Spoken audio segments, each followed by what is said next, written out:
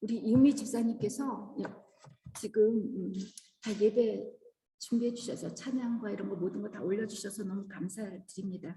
여러분, 문장 부호에는 물음표, 쉼표, 느낌표, 마침표 등 여러 가지 기호가 있잖아요.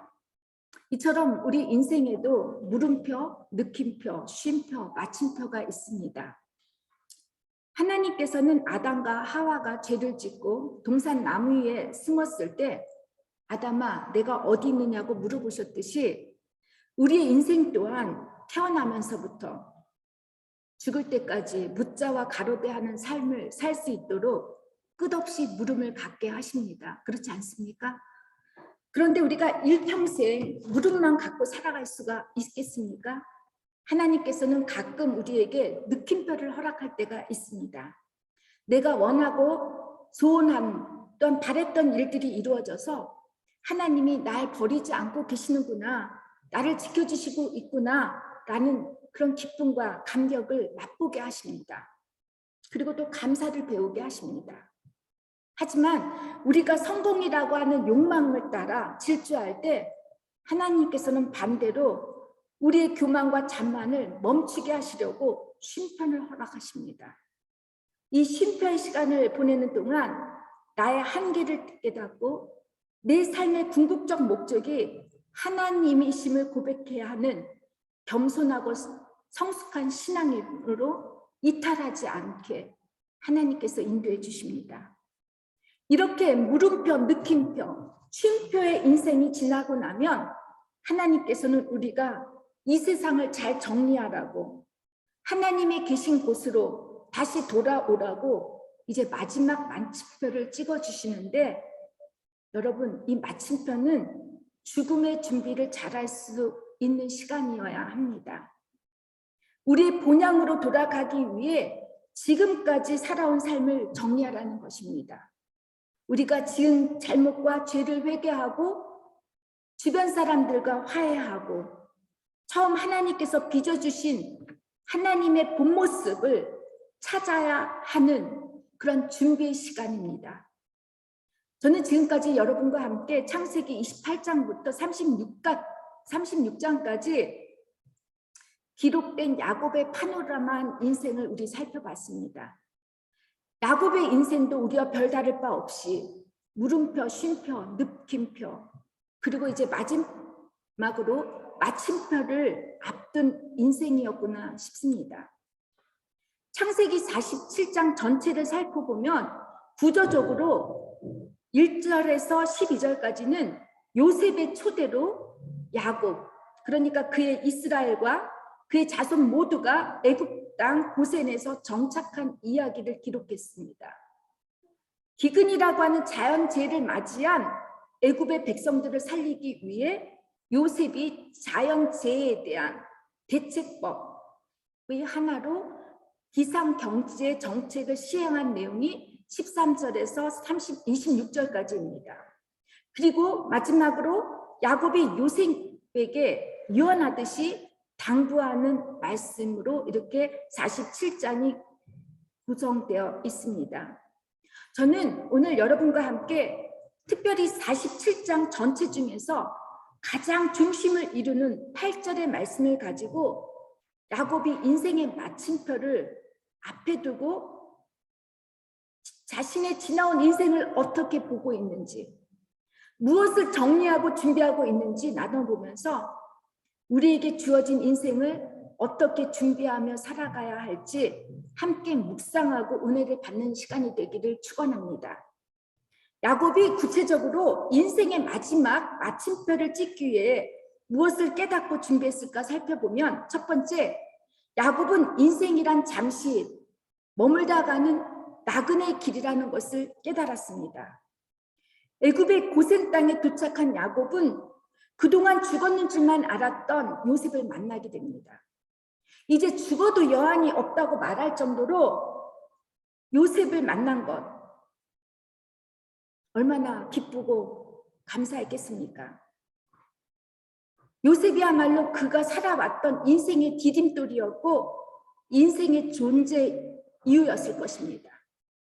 그런데 요셉의 소개로 바로를 만난 야곱은 바로가 나이를 묻는 질문에 나그네의 길이 세월이 130년이라고 자신을 소개합니다. 한마디로 지금까지 130년 동안 나그네로 여기저기 또 돌아다니며 살았다는 것이죠. 지금까지 야곱의 인생을 보면 마치 나침판처럼 그의 인생의 방향을 잡아준 것이 가나안 땅이었습니다. 그의 조상 아브라함, 이삭에게 약속해 주셨던 땅, 자신도 돌아가야 할 땅이었기 때문에 일평생 이 가나안 땅으로 돌아가기 위해 떠돌아다니며 가진 고생이란 고생은 다 하고 수고하며 살았던 야곱이었습니다. 죄송합니다. 제가 또 독일 말을 너무 많이 해가지고 이게 혀가 잘 안 돌아가서 죄송합니다. 그러나 뜻밖에도 가뭄이라고 하는 이 대자연재해 때문에 이제 가나안 땅을 떠나서 이방인의 땅 고센에서 마지막 인생의 노후를 보낸다고 하니 여러분 얼마나 황당한 일이겠습니까? 20절을 보니까 이스라엘 자손들이 고센 땅에서 재산을 얻고 생육하고 번성했다고 합니다. 고센 땅이 제 아무리 비옥한 땅이어서 죽을 때까지 배불리 편안하게 살 수 있는 곳이라 해도 야곱은 이 땅에서 묻히기를 원하지 않았습니다. 그래서 그는 요셉에게 30절 조상들이 묻힌 곳에 자신을 묻어달라고 이렇게 마지막으로 당부를 합니다. 야곱은 그가 돌아가야 할 곳이 반드시 가나안 땅이라는 것을 알고 있었기에 이 땅에서의 삶은 나그네에 불과하다는 것을 깨달았다는 것입니다. 제 독일 교회에 노부부가 계십니다. 남편분은 청각을 잃어서 보청기를 꼈는데도 불구하고 잘 듣지를 못합니다. 아내분은 거의 지금 3년이 넘게 휠체어가 아니면 정상적으로 거동을 하실 수 없을 정도로 많이 아프십니다. 여러분, 많은 독일 분들이 그렇지만 노후에 정말 많이 피 터지게 싸웁니다. 그 이유가 뭔지 아십니까? 집을 떠났냐 마느냐입니다. 여러분, 독일에서는 집을 갖고 있는 사람이 이혼을 잘 안 하려고 한대요. 이 집을 누가 가질까? 그래서 가급적이면 집을 사라고 하는데 독일 노부부들이 싸우는 이유 중에 하나가 양론을 가느냐 마느냐입니다. 제가 알고 있는 노부부는 아주 넓은 정원에서 단독주택을 갖고 사시는데 이 집의 정원이 얼마나 넓냐면 예전에 제가 아이들하고 거기서 축구를 했습니다. 족구를 했죠. 얼마나 절약하면서 이 집에 모든 걸 투자하셨는지 제가 저녁에 밤에 이제 성경 공부를 인도하러 그 집에 가게 되면 복도에 불을 다 꺼요. 그래서 제가 불을 찾느라고 화장실을 갈 때 불을 찾기도 어려울 정도로 껌껌하게 사세요. 두 분이 정원도 집도 부지런하게 그동안 가꾸고 아름답게 이렇게 꾸며놨는데 이제는 불편한 몸으로 이 집을 관리하기가 힘들어졌습니다. 자식들도 사회적으로 볼 때는 큰아들이 병원장이고 둘째 아들이 건축가예요. 그리고 막내 딸이 고등학교 선생님입니다. 각자 자신들의 집을 다 멋지게 갖고 있어서 부모님의 집에 들어와 살라고 해도 살 사람이 없습니다. 그런데 이제 어느 날 이 여자 노인분께서 너무 많이 불편하니까 이제 아이들하고 함께 회의를 했는데 아내도 또 아이들 3남매도 모두가 이 두 분더러 요양원을 들어가라고 했어요. 그래서 요양원을 가고 이 집을 팔아서 그 요양원에 케어할 수 있는 의료시설과 모든 게 다 되어 있고 또 아주 큰 집이 있는 요양원으로 들어가라고 했는데 이 남편분이 죽으면 죽었지 못 간다고 버티고 있는 거예요.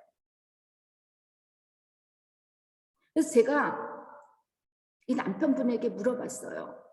하이노, 너가 이 큰 집에서 네 아내가 게트아웃가 없는데 너 살 수 있겠니? 라고 물어봤어요. 자기는 살 수 있대요.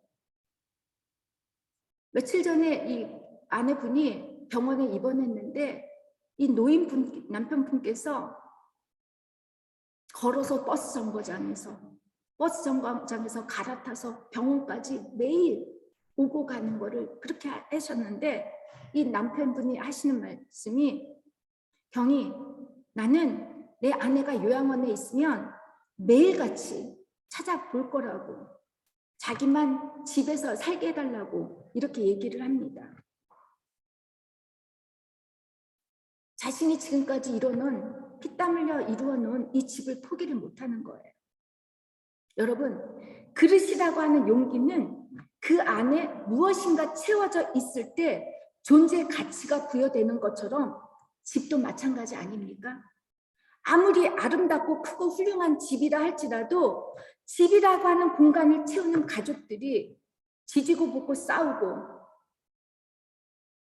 혼자 살면 그 집에 존재 가치가 있겠습니까? 슬프게도 우리는 어느새 집이라고 하는 공간을 물질적 가치로만 평가를 하고 부의 잣대로만 보게 되면서 보다 더 큰 집, 평수가 더 넓은 집, 넓은 아파트 선호하지 않습니까?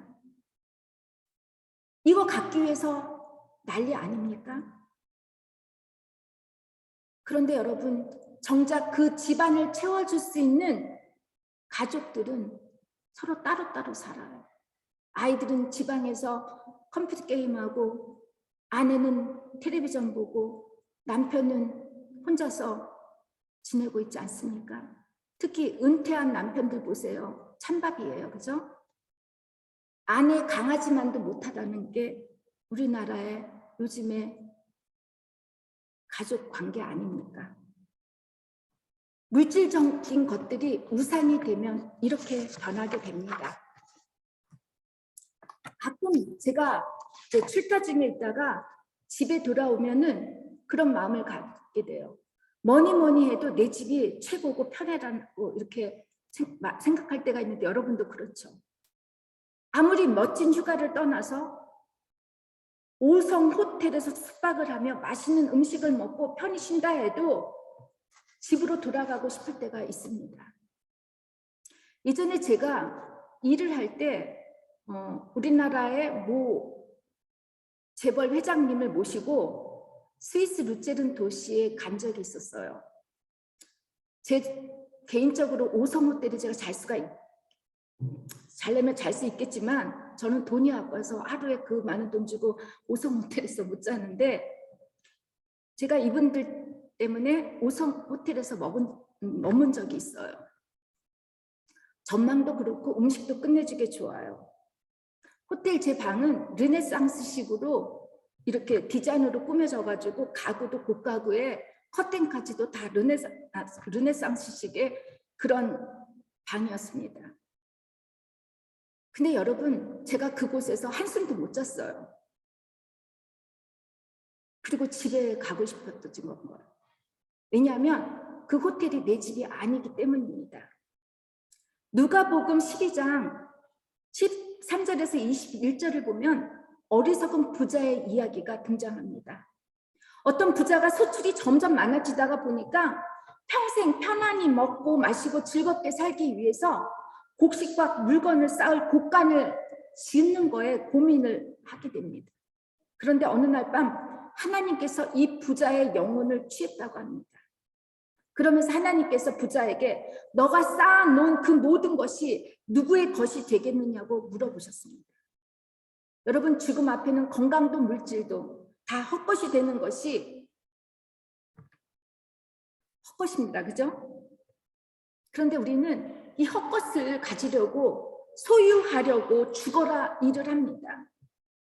주님께서 이 어리석은 부자의 이야기를 말씀하시면서 죽음 앞에 덧없는 물질을 자신의 재물이라고 쌓아두면서 애쓰면서 하나님께는 정작 부여하지 못한 우리들의 어리석음을 꾸짖으셨습니다. 이 땅은 잠시 머무는 곳이지 우리가 영원히 살 곳이 아니기 때문에 너무나 이곳에 더 많은 물질을 소유하려고 죽어라 힘들게 살지 마셨으면 합니다. 한마디로 물질이 우상이 되어 물질, 소유의 노예가 되게 되면 여러분 늘 사는 것이 불행합니다. 목마릅니다. 가진 것 더 갖게 돼요. 우리 여자분들 다 아실 거예요. 명품백 하나 가지고 족합니까? 안 그렇죠. 우리 교인들은 착하셔가지고 명품백 별로 안 좋아하시는데 솔직히 말하세요. 다 좋아하시죠. 그런데 하나 가지고 만족합니까? 신발 한 벌 가지고 옷 한 벌로 만족합니까? 그렇지 않지 않습니까? 소유에 중점을 두게 되면 늘 부족함만 보게 되고 감사함을 잃어버립니다. 불평불만을 계속하게 되는 것이죠. 저는 이 세상은 마치 머무는 정거장, 잠시 머무는 정거장과 같은 곳이기 때문에 어리석은 부자처럼 소유에 집중하지 말고 관계에 집중하며 사는 여러분과 제가 되기를 주님의 이름으로 축원합니다. 주님을 믿는 사람은 엉덩이가 가벼워야 한다는 말이 있습니다. 제가 2006년에 이사를 하기 시작하면서부터 엄청나게 이사를 자주 했습니다. 그 전까지만 해도 이사를 딱 2번, 18년 동안 이사를 딱 2번 했는데 그 이후로 제가 10여 년 동안에 이사를 엄청나게 많이 했습니다. 근데 이사를 할 때마다 느끼는 것은 필요 없는 것들을 정리하게 된다는 거예요. 점점 줄이려고 하는데 한 5년만 한 곳에 살면 벌써 가득 차게 됩니다. 제가 이제 60을 가까이 와다 보니까 이제는 버리는 것, 정리하는 삶을 살고 싶은데 그래도 이거 버릴까? 이거 어떻게 할까 하면은 이거는 이래서 안 되고 저건 저래서 안 되고 이런 식으로 제가 소유하는 제 모습을 보게 됩니다. 여러분, 애굽의 고생이 풍요롭고 부유하고 좋은 세상이라 할지라도 가나안을 사모했던 야곱처럼 우리 역시 세상이 아무리 좋고 화려하다고 할지라도 여러분 부러워한다거나 여기서 붙어가지고 기생하려고 하지 않았으면 좋겠습니다. 왜냐하면 우리의 본향은 어디죠? 하늘나라 아닙니까? 둘째로 야곱은 인생의 마침표를 찍기 전에 자신이 죄 많은 인생이었음을 고백합니다. 야곱은 조상들이 세상을 떠놀던 횟수에 비하면 그가 누린 횟수는 얼마 되지 않지만 험악한 세월을 보냈다고 이렇게 바로에게 간증을 합니다. 여기서 험악하다는 말은 히브리어로 라아죠. 고생하다라는 뜻인데 신체적, 정신적, 감정적으로 고통을 받았다는 의미이기도 하지만 악이라는 의미로도 해석할 수 있습니다. 제가 영어 성경과 독일어 성경을 보니까 에빌이라고 썼고 독일어 성경에는 묘제라는 말을 썼습니다. 일반적으로 도덕적으로 또 신앙적으로 하나님의 뜻에 위배하며 악하게 살았다는 것입니다. 여러분도 알다시피 야곱은 축복을 너무나 좋아했습니다. 축복을 위해서라면 수단과 방법을 가리지 않았습니다. 거짓으로 아버지와 형을 속이고 거짓으로 삼촌이자 장인인 라반으로부터 축복을 갈취했습니다. 자신이 원하는 것은 반드시 가져야 하는 사람이었고 이를 위해 열심히 부지런히 일하며 살았던 사람입니다. 야곱에게 축복은 소유의 개념이었습니다. 자기가 원하는 것을 갖는 것이죠. 그걸 또 믿음이라고 생각했습니다. 그가 어리석고 못나서 험악한 세월을 산 것이 아닙니다. 도리어 너무 똑똑하고 잘나서 죄를 짓고 사는 것입니다. 아담과 하와에서부터 성경에 등장한 인물들 중 죄를 지은 인물들을 보면 여러분 그들이 못났을 때 스스로가 못났다고 생각했을 때 죄를 짓지 않습니다.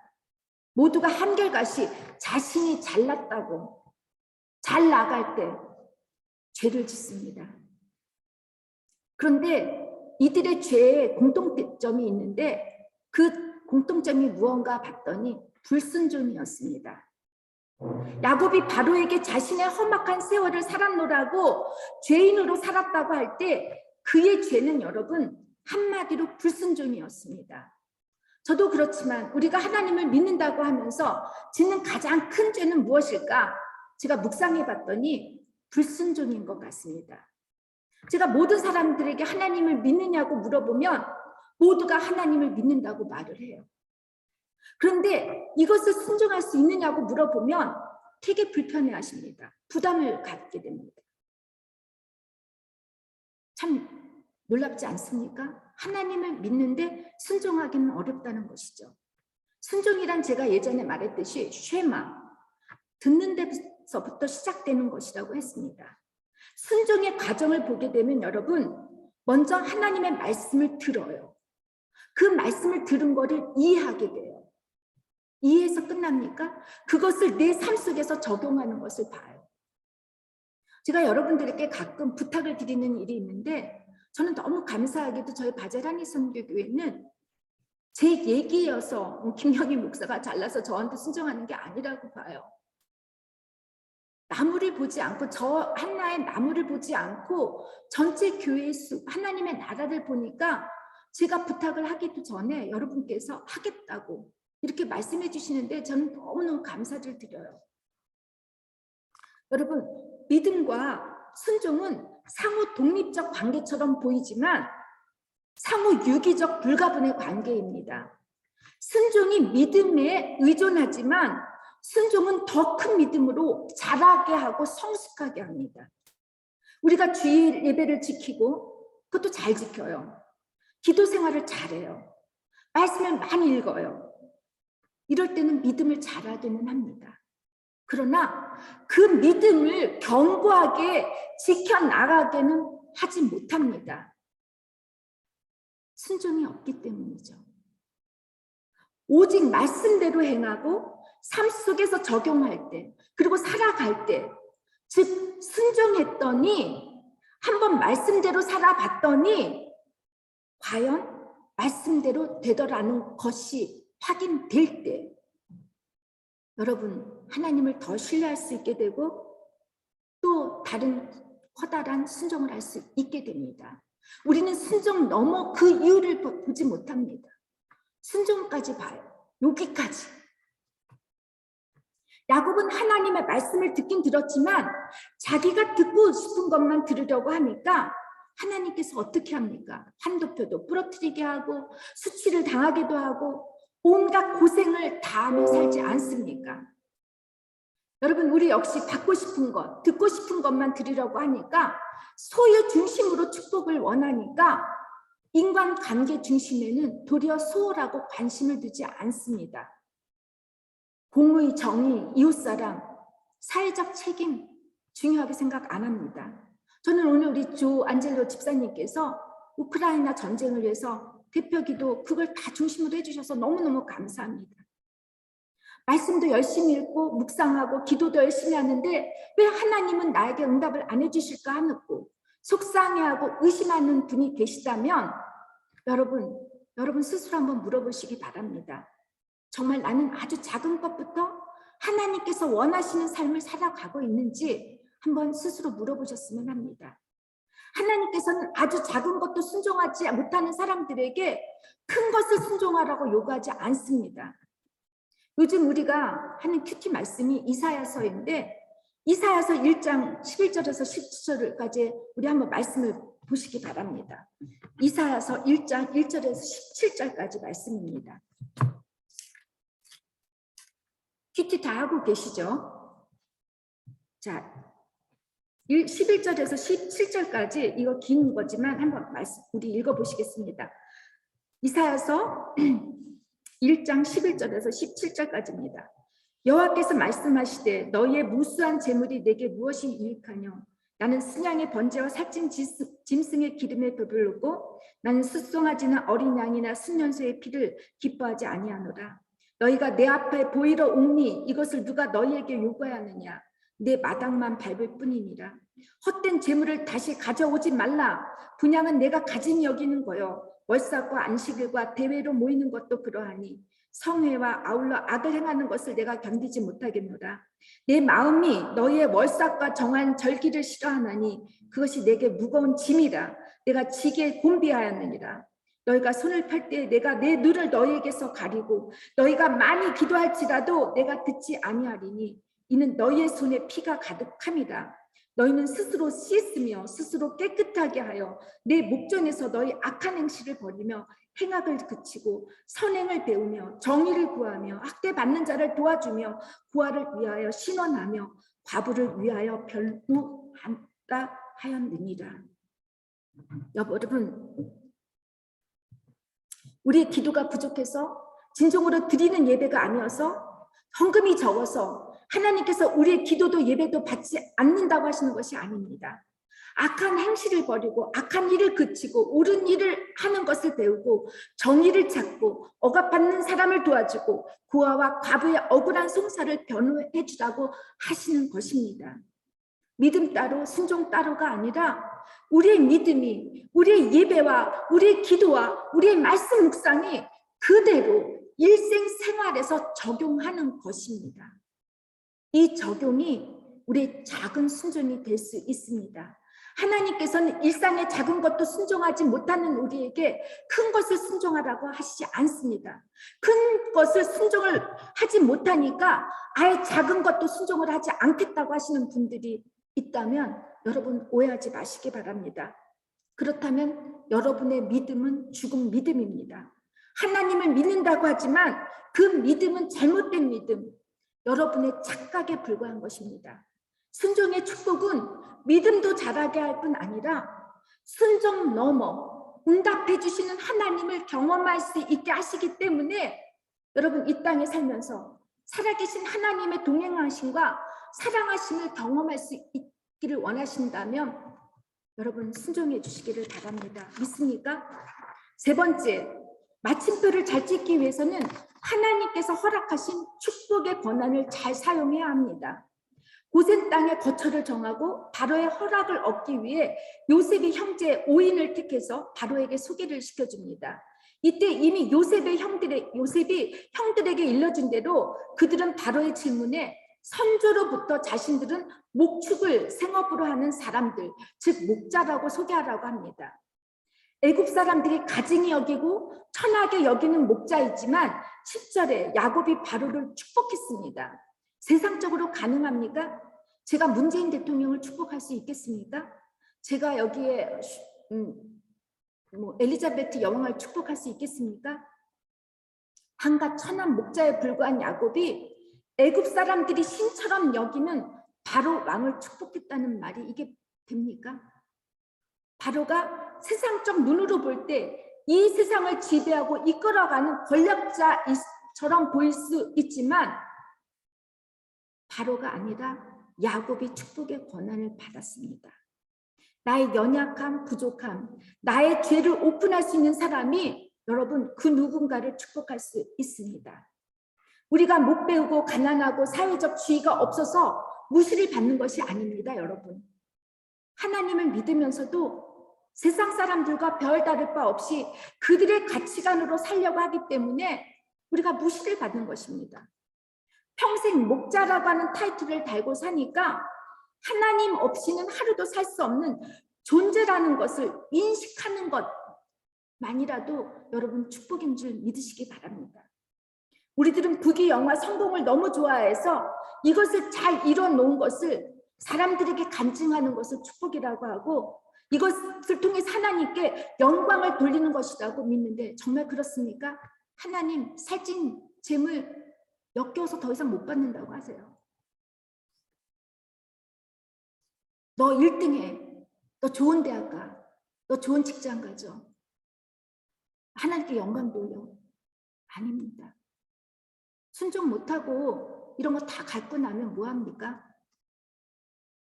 하나님의 축복된 자녀임을 드러내는 것은 세상적 성공이나 어떤 좋은 환경이 아닙니다. 바로가 요셉과 이스라엘 자손들이 고센 땅에 거하게 하면서 왕실의 짐승들을 관리하게 한 것은 전적으로 요셉을 신뢰하기 때문이듯이 우리가 세상 사람들로 신뢰를 받는 것은 세상적 성공 때문이 아니라 하나님 관계에 정직하고 신실하고 진실되었을 때 가능합니다. 하나님은 이런 사람들에게 축복의 권한을 주십니다. 여전히 찌질하고 못난 아버지지만 하나님을 붙잡고 살다 보니 그의 12 아들을 축복할 수 있는 것이고 마지막으로 자식들에게 자신의 신앙을 맹세케 했습니다. 지난 2월 26일에 제가 좋아하는 고 이여령 교수님께서 돌아가셨습니다. 그분이 암투병을 오래 하시다가 이렇게 돌아가셨는데, 돌아가시기 전에 삶과 죽음에 대해 어떤 김지수라고 하는 작가라는 분과 인터뷰를 했는데, 그 인터뷰 내용을 만든 책이 이여령의 마지막 수업이라고 합니다. 저도 이 책을 아직 구입하지를 못해서 읽어보지 않았는데요. 저는 이분의 강의나 이런 것들을 인터뷰를 통해서 자주 접했습니다. 근데 이분이 강의나 이런 걸 전체적으로 보면 죽음에 대해서 참 많이 사유하셨던 것 같아요. 죽기 전에 이분이 하신 말씀 중에서는 그 엘리자베트 큐블러 로스라고 하는 분이 있어요. 스위스 분인데 죽음을 맞이할 때 그 단계를 6단계인가 이렇게 해서 말했던 분인데, 이 엘리자베트 큐블러 로스는 죽음은 마치 철장 속에 가둬둔 호랑이 같다라고 이렇게 죽음에 대한 두려움을 표현했는데, 이여령 교수님은 죽음은 철장 밖에 나와 달려든 호랑이 같다고 할 정도로 매우 두려워했습니다. 우리가 모두가 관념적으로 생각하고 있던 죽음이 코로나 팬데믹으로 다가오면서 이게 현실로 보여지니까 얼마나 많은 사람들이 두려워했습니까?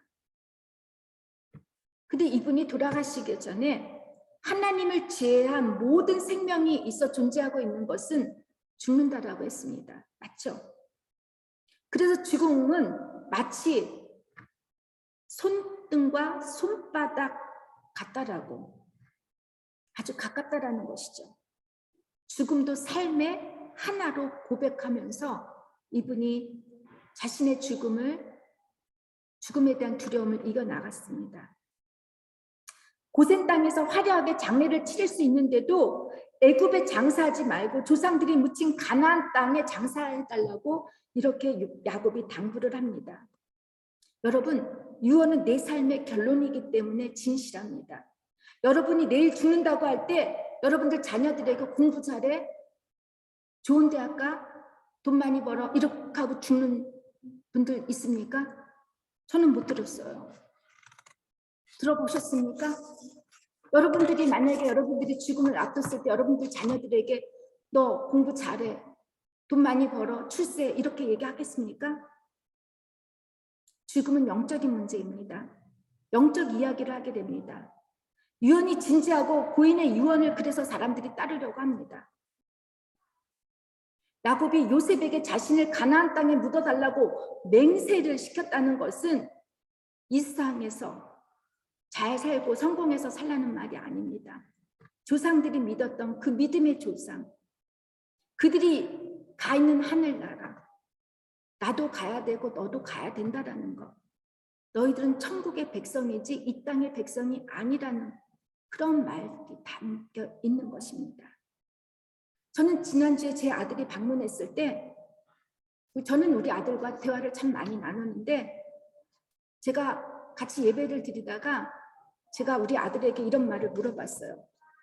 너는 요즘 너무 잘 나가요. 정말 제가 두려울 정도로 잘 나가요.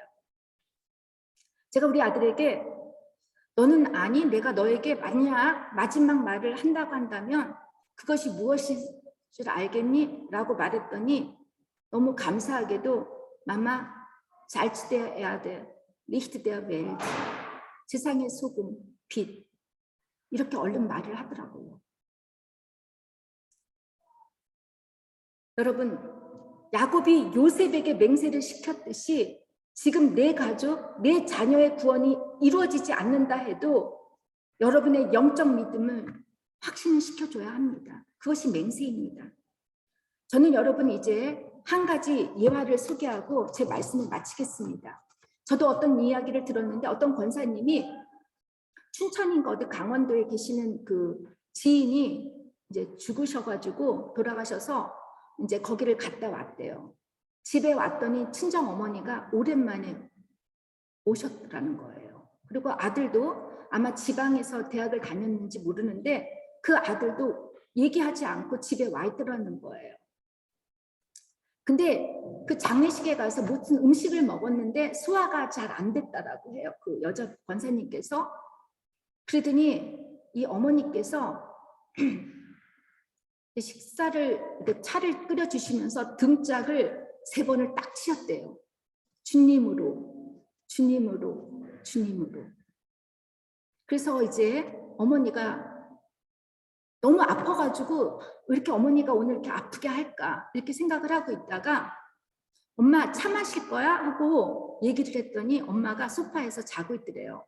그래서 이제 이 딸이 엄마를 주려고 차를 끓여서 갖고 왔더니 어머니가 소파에서 돌아가셨다는 거예요. 주님의 이름으로, 주님으로, 주님으로. 여러분, 저는 우리가 이렇게 살아야 되지 않겠습니까? 주님의 이름으로. 저희는 여러분과 우리 모두가 우리 자녀들에게 주님 하나면 돼. 이것을 확신시켜주고 이것을 우리 아이들이 맹세케 하는 그러한 삶을 살았으면 바라고 축복하고 축원합니다. 이제 기도하겠습니다. 야곱이 바로에게 고하되 내 나그네 길이 세월이 130년 나이다. 나의 연세가 얼마 못되니 우리 조상의 나그네 길이 세월에 미치지 못하나 험악한 세월을 보내는 나이다 하고 야곱이 바로에게 축복하고 그 앞에서 나오니라. 주님, 우리가 우리의 삶을 하나님 어떻게 마침표를 찍어야 할지 말씀을 통해서 알려주셨습니다. 주님의 이름으로 살아가는 저와 또한 우리 바젤하니 선교회 교회들 그리고 우리의 모든 가족들, 지인들이 다 될 수 있도록 도와주시옵소서. 예수님의 이름으로 기도를 드립니다. 아멘.